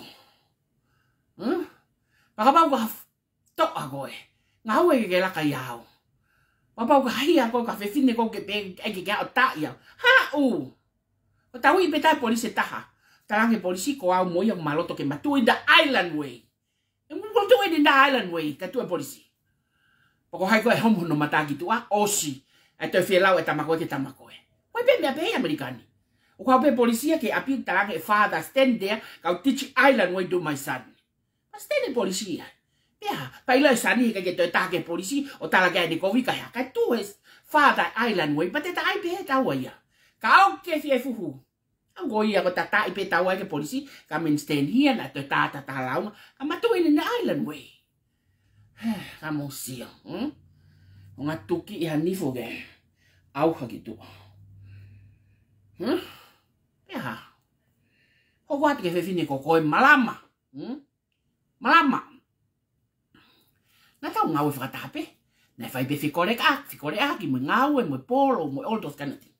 E kou whemau ke tala maho e dresi pe ko hea ka whimori ata hao sia ke walungi au ke osi. Osio ki mea koe na ke totongi mai koe, osio ki mea koe na ke totongi mai ka teau. Te ke maho e dresi. Te ke maho meiri o ke ngai aki. Koe hao inga o vitio lau mai ka teau. Koe hao inga. A koe malama na e ho vare pe koha. Panga isa siriana ko muhanga mo tonga o ako kadila he mo ota mo tolo ha mo company ka tahat ka homo family kasi ko kaka ako na ke to sio ke to loi ke misnare asiasi pa ke huwa tu pe ko sa pate to i mai fa se ka fu politini o se ke loi na ri ko misnare pe ha pa ke alu ai pe me siasi ka ke to alu ke siasi ko ya ako na ke kai inshu afusi ako na ke alu polo mo ke kai inshu afusi pia mate afusi ka ke te hane insurance vale kaka ngutu muita o ke hale mai ako na ke tala kasione te ke au ki Sacramento ki o no fu ke ha tolu ta ko ko pika santes la tu me mara ka puna ko se pe ke hotel o ka ke lo ko muy ko ko ya o ke pata to e Facebook ke fanonga ta hai ka ko o ke te ke mahe ilo ko loi asore ki ko ka hapo pa ko ka hai ala sa ko ke mai kako hau ke ke te whamanatu atu ngā o take ilo he kaureka. Ko hau ko i kia na ane wheha mo lawa ia he mea koe politiki te uti. Na ane whea ia. Ka ko whenga ke tukutuku e koe ke langa ka ngā ua ia ha politiki te uti. Ka ko mo tolu ko mo whenga ke mo lere koe te au ke maha mo ki power. E koe whanga weak bastard mo tolu.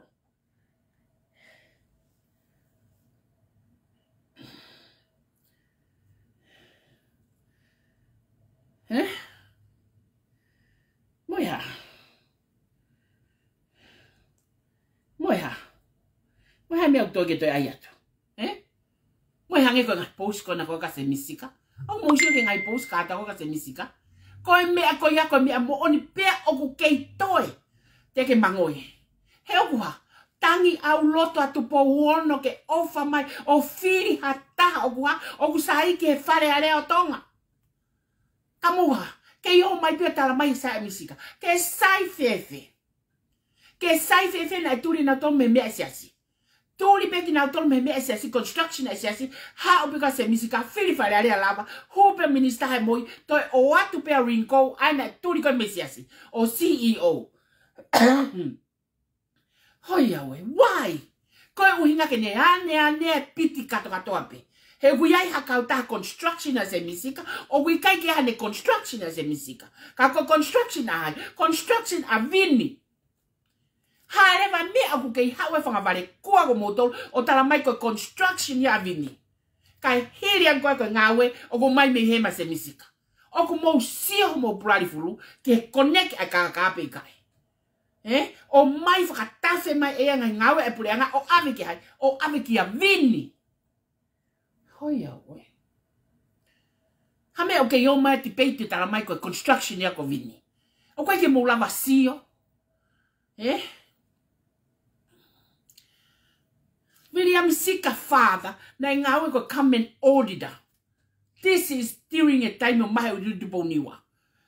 Ilo i e William Sika ngai system kato ai fonua i mea whakapanga katoa pe he o kumau e foi mape folau kai fe ia i he atita. Pea hiki mea ki fe, hiki mea kalake i business officer sesi. Pea ne ha taimi e no Dr. Pulu. Taimi e koe ana e from toki langa ngai middle school events ai nea. Na e whakatawhia te se billions of dollar mehen. Panga koe o kei toi peo o kia honi.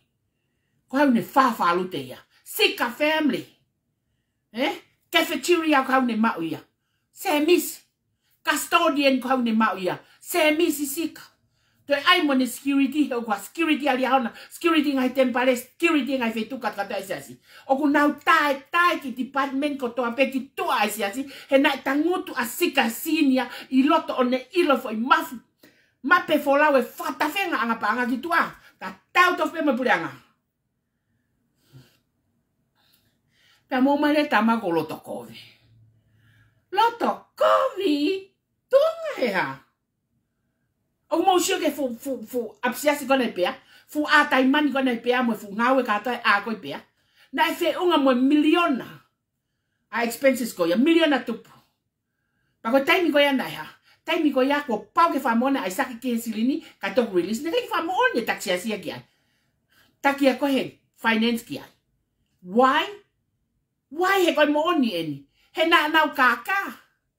Ko nau mea fai ko no over estimated ai mea katoa. Pia ko hamena nau fai esika na woka so definianga no fokore ke ha olea ke motu ako ke tohi ang sieke. Pia tohi. He ka ilo me sore ke mea ko atus kato na to siasi.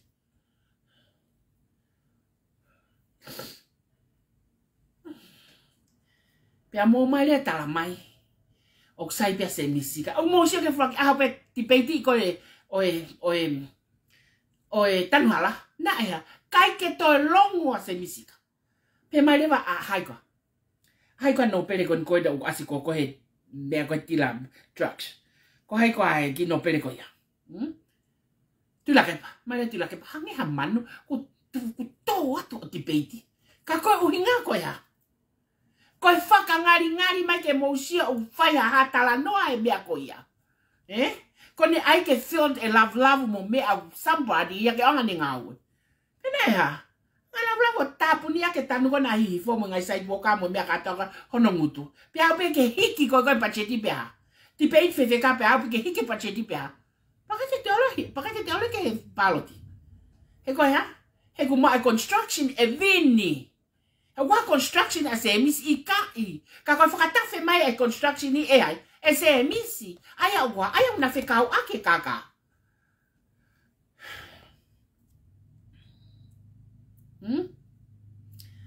Pea. Ka foi mene o mari. Ko foi mene ko mari. Ai me mau kena tam sikon ko makomaten, He ka fai ange. O ne mau ne toko ni ma se misika e alu ke no pere. He ko ni ma pe ko ya mo hai. Ko mea ko ngaha ko ho mo ngai tunga, ngaha o tunga lo salini, ngaha tunga ko pensimanti po niwa, ngaha tunga ko nako o hai ko nako i tonga tamvalu, o ngaha o mo tunga ko ngako ya, ko ngako mo piki se misika. Ko mea ngaha pe mo se misika pe mo mateni. E ka de mau ni ma ko e alu ya mo ye ke no pere. Pe ko ya, pa ko na pule anga, pa ko hai piema. Se misika. Pe to ko na, pe to ko na mateni. Ka e lota tui ke pare mia hawhakareiti. Hell no. Pa ko haere hoko hake. Utara mai, ko hae hoko hake. Ko hae hoko hake kiai. Ika ko maten.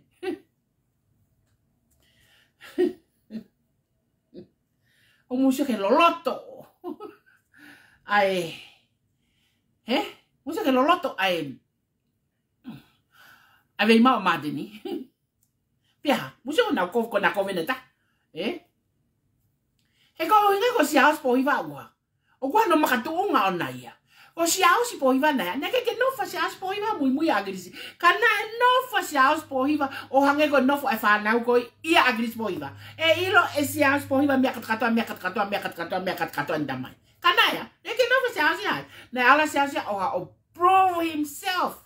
O ko labe alo fai ngawe. Pe ko tangata ia. Ko alo mate no prove himself. Hala atata teke alo prove himself. Ko mea pe fai ko ya.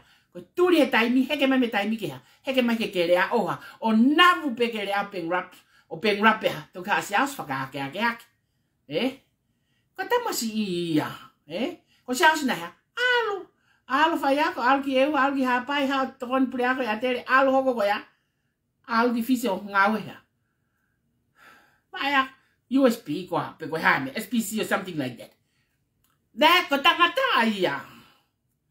Une lava ha. Prove himself. Ko lava se misika prove himself. Hell no. Ia fai ko ha. Piki ole panga siasi. Pia ha. Heke mana piki ole panga purianga. Faka uria. Koe kakaia o kurea mai tu i mo fili whakapoto. He ku to whanga e whanua i he a to whanga e whanua i he peng rapu i he taimini. Koe ha uinga. Koe kakai kona u mo fili ai pa koe mea e une concern ni au. He ku tau lea ake ni a whio tau wholofola ke ni a whio. Mahino o ku hurt. Ai tu i o tonga i he ngahi mea kata kou whai. Ia. Tau at peta komo nasa kei whai atu pe. Oh, sai pe tamago, sai pe tamai koe.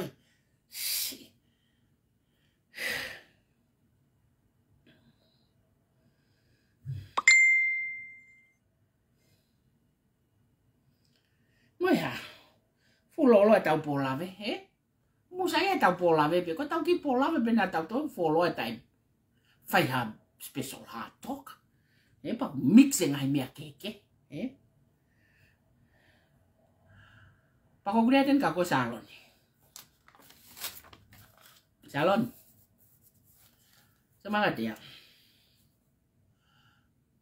Ko o fo ime ako fai ko ai ko fai ko ke kakai o ko ve paanga, Pako kakai pe natula hange ko manako ke loi e muy ako lon. Kele me na feia tanga mo ko na ke natula kaka. Ko kuilo pe ko hanga ko video i ko mau e tau foi talano ko mo fe out ta without e mai loi ko ilo ya ho natula kaka ko kaka ya lon ke ha o pe he fai he mesi o ha o pe fai he me lai ha ho mena fai ko hanga destroy tanga we ka te ke to ofa ko tanga we ko ke tui ko te sela alo viri ko ke tui ko ki me ko me nusila ko e wai kato ko ke tui ko ke toka i ko ia ho pixista, ke tui ko ki ai. Pa ke hau lewa ha. Ala ke foi tamai mata pe ko tangawe.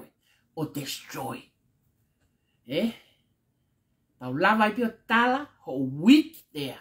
E ko alelo pe ko ke maloia. Lava pio tala ho weak there. Ko try to hurt me to get a little power. Ho tui ko ho atakai. Ko weak here. Sio ko ulunganga kaka ko ya. I hate it. I freaking hate it. O ko kape ma ko ka te ko ke ongo ya. O ke loi pe ko me ko how thick my skin is. Ko me ka toa. O ke ongo mai ka te. Ko foi ulunganga kaka ko ya. I hate it. Lo tonga pe tabako vi. Ko ke taka lelei. Ke transfer mai. A silini na hela ia piketo no tana ki na ke te ke kawa meta e me ko ko ina ke ita ta fata nak banga a foi ko le pange ka foi pa ai pang kai ke ilo ta ko ki tata no ko muy ko ve panga ke ko ve panga pa tu e funga we tu ben ko mo o ko ta mini ko tu e funga we ki me asisi ko puke ki me ala ko puke pa ne o lifestyle a ko mo fai ga me ko fai but ai puke silini ko fe fini apa ya tu fungawe ke ha upe ho to o nga ngai kaka pe ko ai ko pau ko Ke ha destroy ngawe. Mena fia ya koe. Pa ke ta ke alele. Transfer mai silini koe. Ai koe ne ngawe koe tilila. Na ku iloi pa sin koe sa salon. But I never touched that money ko iloi koe. Ko silina na tau ngawe ake. O bebe mo mari koe ni. I don't want to touch her na me mo na mari mo no mari ulogi. It's yours mo fa na mo mari. Ka ya kau nga tilila ka ya kau nga ke me koe. Te kamata pe taimi. Ono winga nege ki tokanga isin ko ya sa. Kapau na ak natula kaka. E ko fel ka kalele. Wai na ke abasi ni saloni. Ta mai le ka tia. Lila. Na ke le mai ka tia ki angela nga fare ke tonga saloni. So I thought tonga saloni me ko ya. Ako ko sidin kada nga fare. Pa ni ta mai ko ke wange and then I thought, oh, malo saibe. See? Pa ko whakatonuhia lewa ho kaka ko ya lona ke pehe. E ke poto ange ko ya, no. Ai ke poto ange, you are weak. E ke ala ke panga ko weak ko fe mau ke o mai na fai ka mau ya. Fo lo be wilo aku ya. E ke fe ala ki ai. Ko sirine ta ngawe. It belongs to everyone, including yourself. Ane ke fo ala ki ai. Ko fe fine kaka ya. Ko fe fine ya tuli fo ene mo wi ke totono. Te ki peke whakapā te ngai ui me tawhaaki ai sera aloviri ai haifua siulolo ai haifua ai whina whakahua ai haifua mo ki chapter hoi fua. Mo create ai ha. Foi password ko hoi fua ko pe ko ya. O mo hua kolope. Foi profile kolope. Pia ave foi password yo tu whaki olo e sera aloviri. Ke nau huo sio he ka. Kana ke vailon, you are the one that can open the door. If I ever knew from day one te ke pehe, nai kai pe te ke admin koe, te ke moderator pe wau ke neosi. But I gave you a admin. Ko falala. Ka ko kole ka te koe. Ko kole fa matata ten ka te koe salon. I hate you with my guts. Hoto o ngā pe taha. O to o ngā peta. Slow down. E koe whewhine koe. Pe o koe ke uwhi mau ki tāt ka koe ke hau ke tāo lunch, pe te tāo breakfast, pe te tāo dinner, he maha ki mafo kau mui. E koe iloi lelei. O koe iloi lelei tāun tibin you, ho ofai au, ho respect au, mo mea kato. I know that for sure. But I will never do he koe kakai mui a koe. He koe whai pehebe, kua, te nau hoko ko enemy, pa te ke toi whoki ko anga mua oha. O kapeta foli e taha kato ape, I don't need that saloni. Ki whi mai au ia. Tōkoe na tula kaka, tōkoe politiki loi, tōkoe whai mea whatu mo veu, kua hofia November. Ai e mea ulelei. Pau fia la ke aku ke ave ke whamauanga, ave ki ai ke tau whatonton. That's where it belongs. If I break the law, take me. I like it.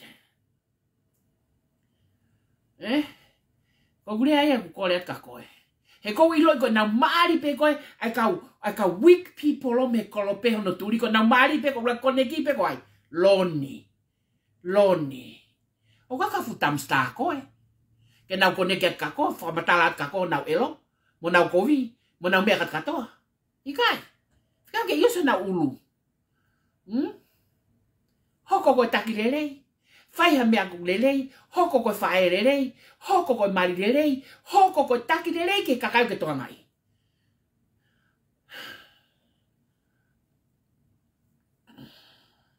But go open the door ke tau, officially talk. Political talk. Ko funky little talk loni. Mawai. I'm very embarrassed how ke whaia taimi. Taufi. Ai mea koia. Pa ko ho lere mui holo ngai opo. Na ke lere mai ke hopo koe a primrose. Ko ho hawai kea. Ko toa koe. Ko hia koe. Ke fuhu. Ke tau ta mate. Ke sio ke kovi ho ulu. Uto kovi. Pa ko iloi koe taha la varia penen ka koe. E ko hau pe. Te una vale a pea te koe. Fai e mea ulelei. Ke fai no fovale lei. Toko. Ai whakahi e ia ki kape. Ui gata. O kuke i loi lelei. Ki le whawhakata piveni. E ko kei whehia pea piveni. Me awa na tamai piveni hoi. Hei kai ke toi whiri whare area. O ko kei whehia pea tau ke aon piveni. Ko kurea tenka te koe. Pa ko tohi mai koe na whai mai ka teau. He mea koe na hau koe whanau ko aglisi. O ko whaliri ai pea te koe. He kuke loi. Ka koe uinga mena ke refuse sai a koe ya. Ko uinga koe ui e au koe timi koe a gropolo o ke kauai. Pa ke haole warea mai hoi. O koe te kati ke whiri whare area. Naua, whiri whare area. Te ulo papa e au koe piveni. Pa ke lama, pa ke to, pa ke to. I don't like you o whai mea koe ya. Fehe ke aki pehe holo. Ko uinga koe te personal agenda e te laikata. No. You cannot do that to me, Piveni. No. Different cat tell. We have to get five me a and I know exactly how I mean I hoko hang out mo akrisi ki por kalama. I know exactly. Nego ya. Mono toton no tala no ko ya. Ela fare a viver na fai. Ko kapaka salon ni fania ka tia. Ko kapaka tiri la ko mate mana va he. He ko agulo to pe kape pe a pe ate pili. Ta ko yo ko kolet ka te ko salon. Tu ko a kapakape. Tataki rere kakai ki almuia. Na ke nga vai ua. E tangawe. Na ke vai ua. E tangawe. O ke almuia. Pa na ke vai fonga kaka. Pa koe mea eko ko whihi ai a koe. Pa kai pete to sa ia ui a koe. O vai nga fonga koe. Tataki kakai ki almuia. Tataki rere. Langa ngau ke tokon ke fonua. Tuko politiki loi. Tuko kapakape. Tuko whakatopi. Tumo veu. Tuko kaka. Tuku. Fai ha mea ulelei. O tangi mai ka whafofonga ke tuku a whema vai aki. O sai peta uma vai a tauto. No fo pe tila grupolo, no pe salon ni kolope, no fo pe international, no pe mai kakava, mai kakava. Ai pe foi tau mua peta. It's not bad at all. Ka koe pango koe ha. O tu pe mo elelo mo to ia te a. Why? Because you guys are weak. Weak ass. O mo weak pe. Ke mo tala no pe tuk pe yao, kamata pe yao, tuk pe yao. Stop. Do something else. Eu tau kau kaua. O tau kau kaua o pito tau tolu ia. Patoa international, patoa kolope, patoa mao e mahe kakava, patoa kotilila global. You see? There are lots of us. Pea ko tuku ngai mea ko no ko whamatala. Hange ko vale loi ko malama. Loi ko lai ai sa loi e fie ma power. Ake loi.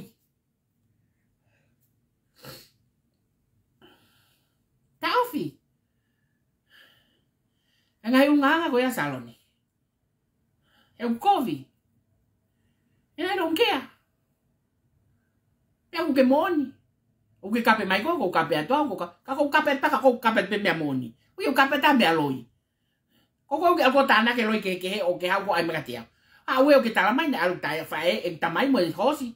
Talu e tu po ka kai fa ka te na ula mea pe. Tu pu pe me loi na ke fa no ngoi. A o ke tala mai na moles ko ape na ha o fa tangata. Hala tata ko au. I'm my father's daughter.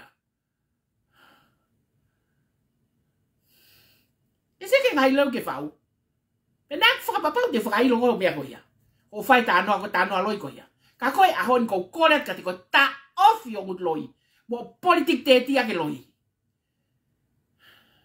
He ui usi koe kakai ke nau tala te loi ka. Ika ke ilo tok o loi mea iso reiki. Ika ke tok tafoki ke kape ke ai ke ilo e koe moni pa ke tok toi. Ho niusi.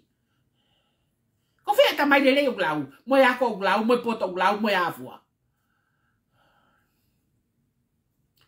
O lo fai vale te fuviti o ahoni. Ka koe me ai na fe mau ke ule atoai. Ha me o ke mo. Ta pe foi pulpe taha. Patoa international. Ta pe foi pulpe taha. Patoa kolope. Ta pe foi pulpe taha mai kakava. Ta pe foi pulpe taha kolope. Ta pe foi pulpe taha patoa. Why don't you guys do that? Instead of me. Mo fu te fine para ku falifia kana setita. Mo ne fu o ngongo. Why don't you guys fai ha mea ulelei? Liu mo ui pa fai ha mea ulelei e kuofia novema. Ke lawa ke mai tau tau tafitu. Ke ta ho ko pule anga fa ngo fu nga o ke masiva.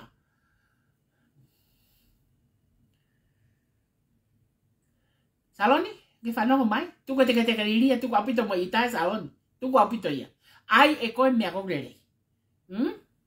And pretty soon I will call you ke tao lunch, mo tao kai. Ke ata me une le fa ko to lo tonga fone ve ho to tai ni.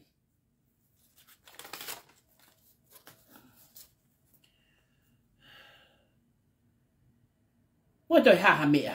Ko o sia. Mo hange ko vale lau ko na vai ni ko na ko na ka vai to lo fai makatiau, mo tala mai ko ha mea ko pe e be. Ko winga ko na ka o fini ko au. Na to mau ka sin. Mai haki me ai na he tu pe ke ai ke ave ke to kon ke ka vai to la vai ni mo hama. Na ku ri fu sirin dia. Ana fi ha fu la ko kon na da wati fu la wa fi ko ya. Ana ya. It's not. Ito ang au giai. Ko to kon ke ka kai ki tonga ko ta mo ngawe ke to kon ki tonga. Peha. Kana ki pe ko fu sirin ni peha. Mo le ka maf. Ko winga ki ha. Ke tu na ta maf. Ika ke tutu neta mafa ka ngawe. Ika ko ita mafa tanu ifa ne ko ha na fango fo ke mai maka me ne maka. Me ne fu maka ke taufi. Ko ha e feo ngoi mo maaf ke ai hala ka tate maaf ke taufi la halu me ne maka. Ko ha ne fango fo ne maka ke o mai. Kai go ha. Kai lo tonga pe sio pe fu matako ke fu silini pe. Kai ke to ave silini ke purpose ko na ko le me ka mautolo ke atu. Kai ha. Asilinia liu ke tanu hala. Ko winga ko ha. E ko hala o fai ai kaka. E ko ka hata ne receipt maka. O ko ka hata ne receipt valita. Ko kaka o fai tanu hala. O tata mo pule anga ko kaka ko to fai tanu hala o ko ha. E ko kai ke lava o ha. E ko ke lava o fa matala ipa anga ngawe ko to ko fai tanu hala. Everything pa ke turn ke tanu hala e ko kaka ka to fa tanu hala e tau ma ka kapai ka ke te ala to ate sende ba no apo ko panga to luka ma kapai ka pa tau ma ka suka ke fu mai pa suka pe ta fa ta ko sini kan ko fu ma ka ta vale pe ko ma ka sisu ai ko ita ma fu pu ha ne fa ngo fu ke ta ne mia o mo pe ko mo sosi ko ta vai ni americano ko ni hanga lo ya ki ya o ko fu tu smart ya ke lo ya ki ata ta pu ya ke lo ya ki ata ha la pasio ato sio pe sio ke hui ta ofi ko hono tua. Fu nga ta ya no lo ya ki iau. Kai ko foi family pe ta na fa me ko ni ai ko ka pal palema ka mata ki ha mai ko peten ni. Masimo ala ni na ha. Na ha si na ko polo na huwa ke fare ko lo Ramsey. Pe ha. Kwa ke to Ramsey pa ke to ka we ko polo mo me ka to ke sa society ta min ko Ramsey store ya. Ko fe mau siri ni na ato huwa ke koloa. Pe ha. O ate fare koloa mi pakilau ko fare koloa fikawa na koloa oha. O atu ke lava ke tau mo fakatau ato mo fare koloa pa to mai sini pe fakafoki mai pe haka ke fo fe fakatau e mo. Ka ko tai ko na fakafoki mai stoka o ka o no. Pa mo ita katu ko ya ko ita katu ko mai risi ko koloa ke ilo e tirila ne no. Pe ha. Pa mo mai le ba kole fakafo mai alusi ke ato hasilini ke lava ke huaki ai koloa ai fare koloa ko stu ko tai ni. Pe ta de tila ikai. How go lusi toki kati ka to ape ai conversation ko he chat room ko ya ko avai nio ave kalan mo vas o mo sio ke pete ni ngawe palaku ave kalan mo vas ai ke ai ke tifeni aki ha akaka peha ta fe tirila no e ka ya sini aki e go si tonga kolo tala mai de mo waya alan mo lusi ko ka kolo ai tonga ha ko koloa me fe na fa fonu ake vai ni ko na ke kole panga mai kai koloa me fe ika ko koloa me fu container e ko ke mo lo motenga manuva ko fa yo ko e a ko mo tu ko hinga ko pre anga na ka ke na hanga fa ngo fu ta ula se ni pa na hanga tap tapu e ta me ka to ko hinga ke ona ilo e ka kai ta ula ma to ko nya ka te na to kala ke te fili na to ke na ho ke fa le ale o ke mo ilo e mo te foi me ko ya ko mo foi me pe ko tu ha ke pe fili fa le ale e te mo lava pe ha kole masin va botar fia. Pa fare kolona ko tu. Tu ife, tu peta ave pa nga kiai. E ko hinga pet ka ko lusi ke o mai silini. Fiha. Tama no fiha sane. Tama no fiha sane sini o ke ni malusi. To lo afe pe wafe. Na ha wa lusi o mai ki hene fa afe o ai ake tupe. Ko tupu ka to ko ya, o silini ko ya fa afe ko ya, o no afe ko ya. na ave katoa ka lusi. Pea toi hawa lusi o mai whaafe take ai tupe ua. Pea koe wafe pesa ane na ostotongi ai. O toi wafe heni. Pea ka lusi ke mai silini tala mai eia ke hake angene tupe fe lusi. Tupe ko he fare, ai silini ko he fare na mo mai ko silini ya ho mo wahe ko he tupe. Silini ai kakai ko teke wahe ai ko totongi e propolo, pe kon teke na wahe pe tapu ne tupe ko silini ai kakai ko ya na o atu oha. O ai ho tolu afe o ke alu ko ke mano. Ke sio ke he ko ya. Tolu afe, lau mano, wahe ako e wahe am hai o whanau wahe manatu. Ko mano ko ya ko mano e hai mano e kakai ko pending ko mo tala ko kai o teke na wahe I go it's about time for me and my chapter say when make mau page mano ya e kakai ko ya pagi hale tala mai ke mai sina vai ni ke puke tu ko kai ha pagi tala mai de na ke alko ako ko ke ko panga ko toki ko na panga e ko toki ai na mano ko ni make ke ala ki ko hai mo tolo mo family ke mo mai ke kamakamata laka holo mo pete ni kaka e ngau e grupolo. Tapu au pito ia. Pea koko salon yo ke hanga entose a vasi. Hau ke entose vale kaka ko ia. Taufi.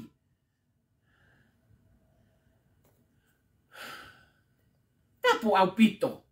Komo hori ke ate mea ko ia. Kamo mai ke mo matuku aki ko ia mo kaka. Fie mau mawhai, fie mau ha. Whanongo kei manato. I don't want you to get kola Daniela, make Daniela confused. He ko mau family ko mate beta, mate katoa. Kai te muita. Pakau ngā popula Daniela, mau ngā popula katoa. Kako kakai ngā popula mauto, ko kakai ngā weki mauto. Yes, we made mistake. Yes, we learn from it. We will never do it twice. Obey mau family. Ko fu ha aureo. Kai ngari na puke. He ko veti But ko fe mangi fa mala ala ngai mea koe o wi kai ke lava ko ma ala. Ko ki mo tol ko ne o vai kilu. Ko tol wa fe pena investi. Ko le ki he kilu na ke mau. Ko fo I panga ko ya. O ke pe he ko panga me fe. Ko panga ya me algebra mo equation na create e au I tupe. Ka koe paanga ia ai kakai o te ke totongi. Koe paanga me veo kai. Mo o fika e kakai ka katoa pena ova koe nau. Ova koe totongi nau sirini he nau kise nit na invesi. Fika e katoa kakai ko ia. Pe koe fiha te mo mau mai. Koe sirini ko ia o si fika e kau finance office ne taimini. Koe sirini ia ai kakai ko o te ke totongi. O wikai ke kai e dirila sirini. Ko au o ko whenga ke totongi mo sirini.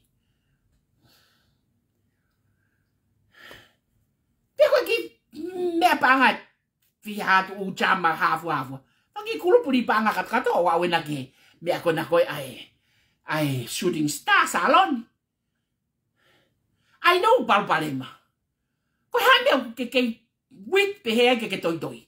Se mo ke asmai ki mua. Paka ko ha mea ke ngawe frata ke pato ake totongi mea ko pare ha mutu. Ha mea ke ala toi pehe. Toi pehe ke wiki ko mea ke whaingai ulnganga mau kat katoa pehe ko. Get the COVID. I mean, you ask me more. Hey, COVID. Did you intentionally do that? No. It's a mistake for business. How you do it?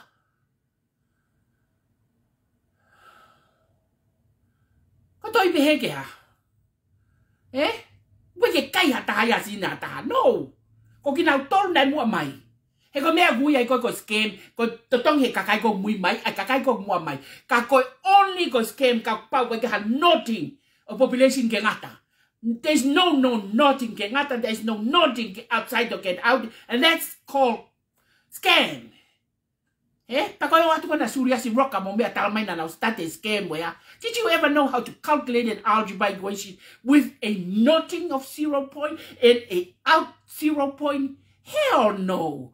Pare kua tau fua ke hao ko mai mea ko ia. O mai ke whakarere, ka pau waha tono no ke kakai. Ko mea tau kei mo ui ai. Ha mo toi bebe mo. Ilonga mo wiki. Whangaki. Vare kota. Ko ia. O ia. Ua ke taha mea. Te tokanga kia ko ni osi atu e. O ni osi e. Mea ko hoa aki ai. Mea ko lere mai. Ai mana wa. Ko ia ko kore whamore more. Ka pau ko halaloto ape ata api. Ikai. Ka pau ko explain at hamea ke mahino ke tau ngai we. Ngai kulupu patoa ko tope politiki. O fa ke mahino. Ko fa malo at ka koe vao. Ho tohi. Fai tohi lelei ko ia. Fa malo at. Fa malo at ka pau ko mo ilo e mamao sio ilo. Ai mea ko tang tau to e mai kai tui ke whiriang ka kai lelei. He kui kai ko hato e taha au tangi mai ke tau whiriang ka kai lelei. Ko tui. Ko tui o tonga au kore mai ke whiriang ka kai lelei.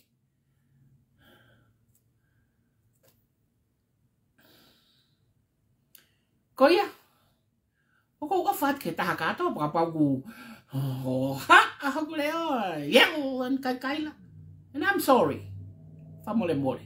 Paka pau ka haloi o kou tala. Tohi mai ka tiao. Tiri lau hala foi mea koe. Koe foi mea koe toton ke pe mo pe. Nai pe mo pe. Ko au na usio ke hau mata.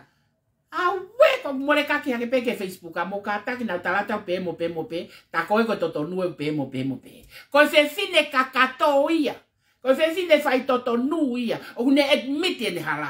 O we kai ka fe fine to hata ha ne hurt someone to get a little power. Hange ko ka kai ka to ka politiki na tingi ko na ko fai ko internet. Ko ia. Ko ofat ke ta kat katoa. And I will come back this Saturday. O kamata ngai fai no ino fa point kare. O fe ka wak me fonua mo te ufiri ko fai. And probably the end of this month, this next week, I will call a final team. I kropologi wharearea and I hopefully te nau lava katoa. Ko ofat ka te motol and have a good Sabbath today. And I will see you around. Bye-bye, everyone.